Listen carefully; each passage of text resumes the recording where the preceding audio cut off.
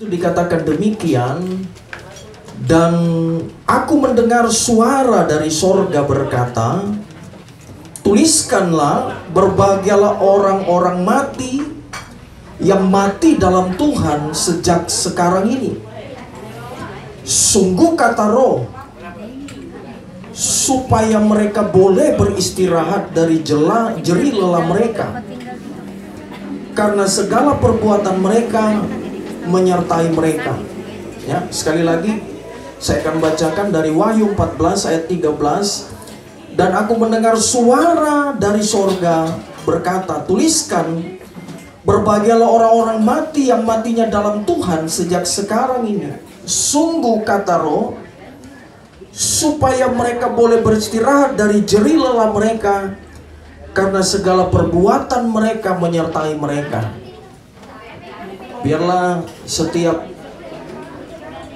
kita tenang sejenak untuk mendengarkan firman Tuhan.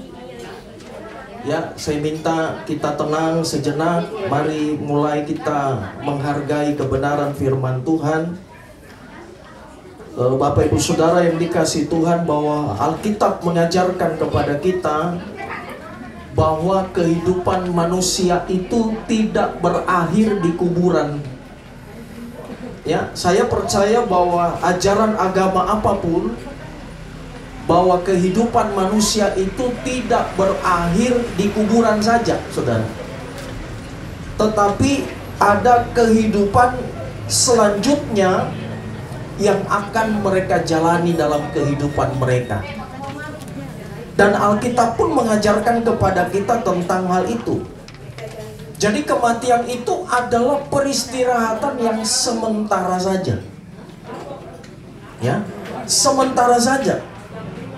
Dan kita tahu bersama tadi dalam pembacaan kita bahwa firman Tuhan memberitahukan kepada kita, ada di sisi lain, saudaraku yang dikasihi Tuhan, dari pandangan kekristenan tentang yang namanya kematian. Jadi seringkali orang banyak berpikir bahwa kematian itu sesuatu yang mengerikan. Kematian itu adalah musibah dalam kehidupan orang-orang, sehingga tidak sedikit manusia yang takut mengalami yang namanya kematian dalam hidup mereka. Makanya mereka seringkali berusaha bagaimanapun caranya agar mereka itu bisa mendapatkan yang namanya panjang umur. Agar mereka bagaimana supaya umur mereka ditambahkan. Bahkan kita sering mendengar bahwa mereka berobat, ya, mereka mencari kesehatan, mereka mencari panjang umur itu, saudara yang dikasihi Tuhan. Pergi ke luar negeri untuk berobat, apapun yang mereka lakukan, supaya bagaimana hidup mereka ini bisa, saudara yang dikasihi Tuhan, sedikit panjang, ya. Tetapi kita harus tahu dan mengerti bahwa ujung-ujungnya pasti kita semuanya mengalami yang namanya kematian, ya. Pasti mengalami berapa banyak pun usaha kita, seberapa kuat pun kita untuk mau mencoba menghindari itu, tetapi pasti akan tiba giliran juga untuk mengalami yang namanya kematian. Nah, oleh sebab itu Bapak Ibu Saudara yang dikasihi Tuhan, bahwa kebenaran firman Tuhan ini bukan cuma menjelaskan tentang kehidupan kita di dalam dunia ini, bagaimana cara kita hidup, tetapi firman Tuhan juga menjelaskan bahwa bagaimana sebenarnya kematian orang yang di dalam Tuhan.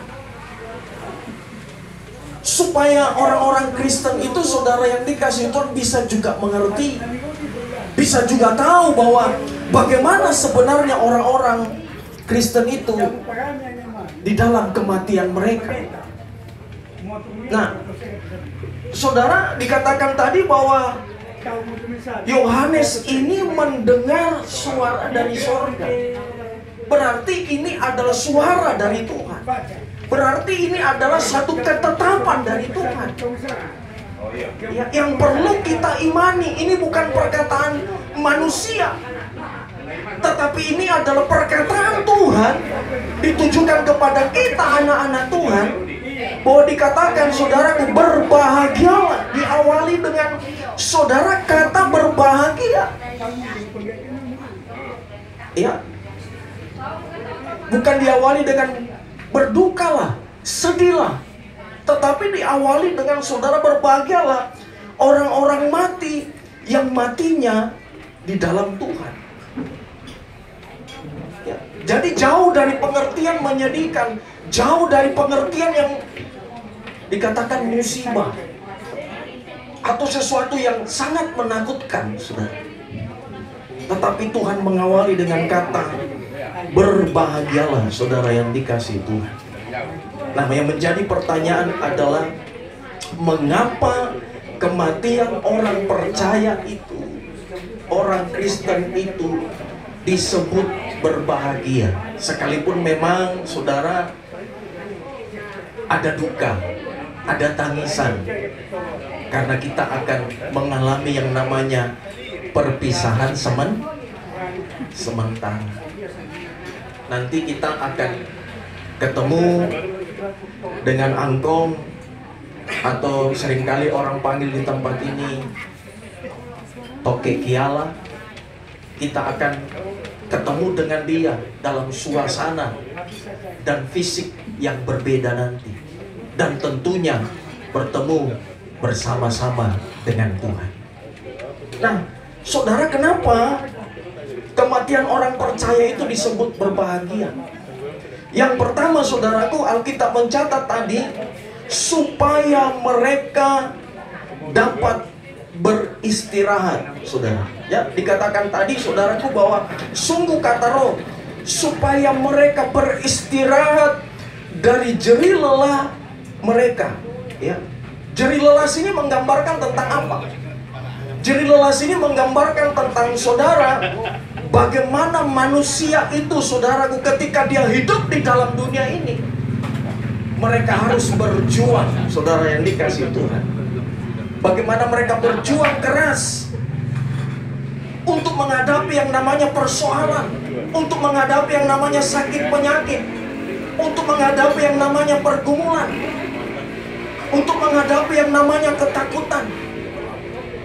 Nah, kita tahu bersama bahwa dunia ini penuh dengan dosa. Dunia ini adalah tempat yang paling buruk, saudara yang dikasihi Tuhan. Dan Tuhan tahu itu, saudaraku yang dikasihi Tuhan. Makanya kadang-kadang tidak sedikit ya manusia itu seringkali berkata begini, lebih baik saya mati saja. Kenapa, Pak? Aduh, banyak pergumulan, banyak masalah, saya tidak sanggup lagi untuk hadapi itu. Kita seringkali, saudara, mendengarkan hal itu, sehingga kita kadang-kadang mendengar bahwa orang-orang tidak sanggup lagi untuk hidup di dalam dunia ini.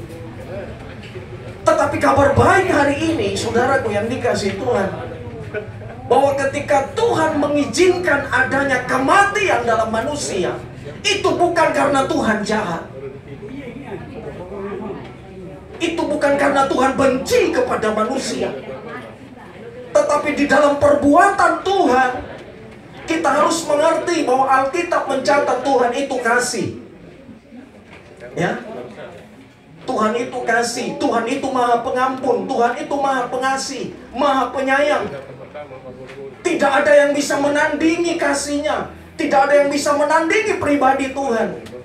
Kita harus mengerti bahwa Tuhan itu tidak jahat. Ya, seringkali saya memberitahukan kepada banyak orang bahwa neraka diciptakan bukan untuk manusia. Seringkali kita berkata bahwa wah, Tuhan ini jahat. Kenapa? Tuhan ciptakan neraka supaya manusia itu disiksa. Bukan, saudara. Tuhan tidak pernah menciptakan itu untuk manusia. Tetapi kenapa ada manusia masuk ke tempat itu? Itu kembali karena pilihan dan kehendak manusia itu sendiri di dalam kehidupan mereka. Manusia memutuskan untuk tidak mau bersama-sama dengan Tuhan.